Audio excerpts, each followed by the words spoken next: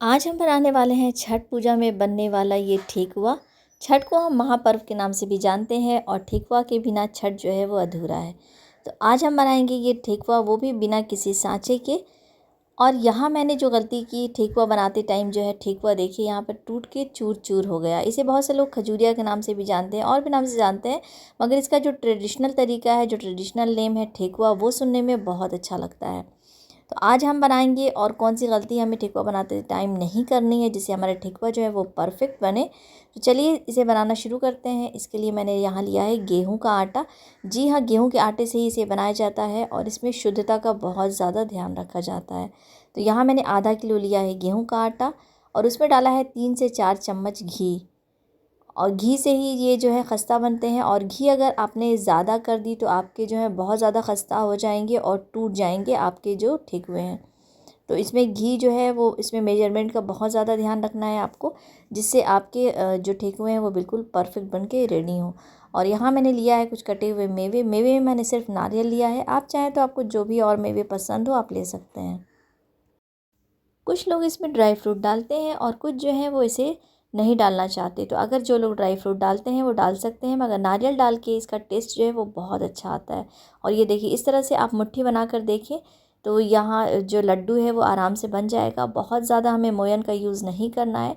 जितना मैंने घी डाला है 500 ग्राम में लगभग 3 से 4 चमचे, तो उतने ही आपको टीस्पून जो है घी का इस्तेमाल करना है। तो यहाँ हमारा आटा जो है वो परफेक्ट तरीके से मिक्स हो चुका है। अब हम इसमें डालेंगे सौंफ। तो सौंफ आपको इसी तरह से नहीं डाल देनी है। सौंफ को जो है, यहाँ लगभग मैंने आधा चम्मच सौंफ लिया है। इसे कूट के अगर आप डालेंगे तो इसका जो टेस्ट है, इसकी जो महक है वो बहुत अच्छी आती है।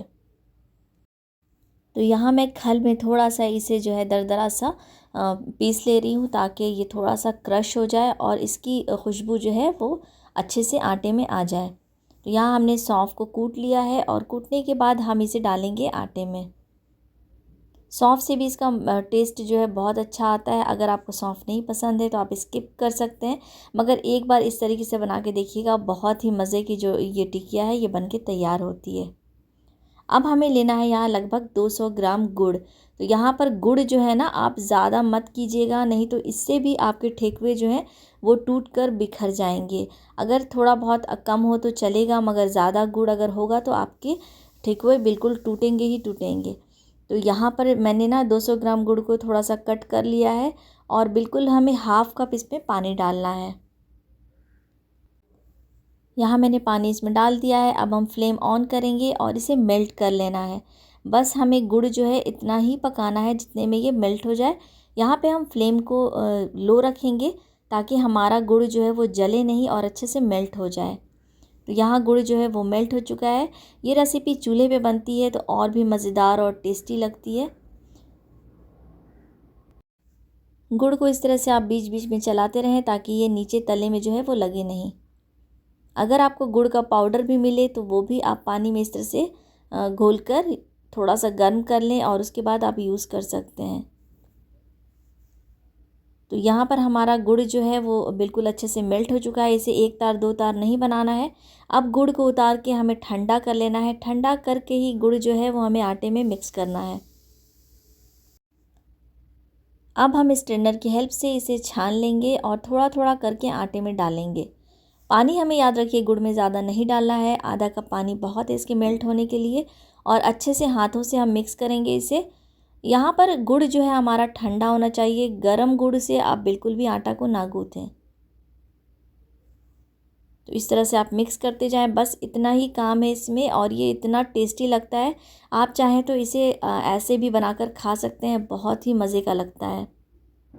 तो यहाँ हमारा आटा जो है वो गूँथ के रेडी हो चुका है। अब हम बनाएंगे इससे हमारे ठेकुए। तो अगर आपका आटा इतना गीला हो गया है तो भी घबराने की कोई बात नहीं है। तो यहाँ हमने ले लिया है इसकी लोई, और यहाँ आप दाल घोटनी ले लें इस तरह से, और ऐसे इस तरह से इस पर डिज़ाइन जो है वो बना दें। तो बिना सांचे की भी बहुत अच्छी अच्छी डिज़ाइन जो है इस पर बन के तैयार हो जाती है। ये देखिए कितनी अच्छी इसकी डिज़ाइन जो है वो बन के रेडी हो चुकी है। याद रखिए कि हमारा आटा जो है बहुत ज़्यादा गीला नहीं होना चाहिए। इतना सख्त हमारा आटा जो है वो गूँथना चाहिए। तो ये आटा बिल्कुल परफेक्ट है। हमारा ठेकुआ बनाने के लिए। आप चाहें तो इस तरह से दाल घोटनी से इस पे जो है इम्प्रेशन डाल सकते हैं, या फिर अगर आपके पास फ़ॉर्क है या फिर आपके पास टोकरी है, जो टोकरी आती है, उससे भी आप इस पे डिज़ाइन बना सकते हैं। तो मेरे पास यहाँ पर कोई भी साँचा नहीं था, तो मैंने इस तरह से इस पे डिज़ाइनें बना ली। मार्केट में बहुत तरह के साँचे भी आते हैं, तो यहाँ मेरे पास साँचा नहीं था। तो यहाँ पर आपके पास भी अगर साँचा नहीं है तो इस तरह से आप फ़ॉर्क से भी इस पे डिज़ाइन जो है वो बना सकते हैं। फ़ॉर्क से भी डिज़ाइन जो है बहुत अच्छी से बन के रेडी हो जाती है। अब आप चाहें तो इसे घी में फ्राई कर सकते हैं या फिर ऑयल में भी फ्राई कर सकते हैं। तो यहाँ हमने ऑयल लिया है और ये गर्म हो गया है। गर्म होने के बाद हम इसे मीडियम फ्लेम पर फ्राई करेंगे। यहाँ एक-एक करके हम सारे ठेकुओं को डालते जाएंगे। ये देखिए कितनी अच्छी इसकी डिज़ाइन जो है वो लग रही है। तो जितने ठेकुए एक बार में आ सकें, जो आसानी से अलट पलट सकें, उतने ही हमें डालना है। बहुत ज़्यादा इसे भर के हमें नहीं डालना है, नहीं तो पलटते टाइम ये टूट जाएंगे। तो यहाँ हमें फ्लेम मीडियम रखना है और इस तरह से धीरे धीरे चलाते हुए हमें ठेकुओं को पलटना है। एक साइड से जब ये पूरी तरह सिक जाएंगे तब हमें इसे पलटना है।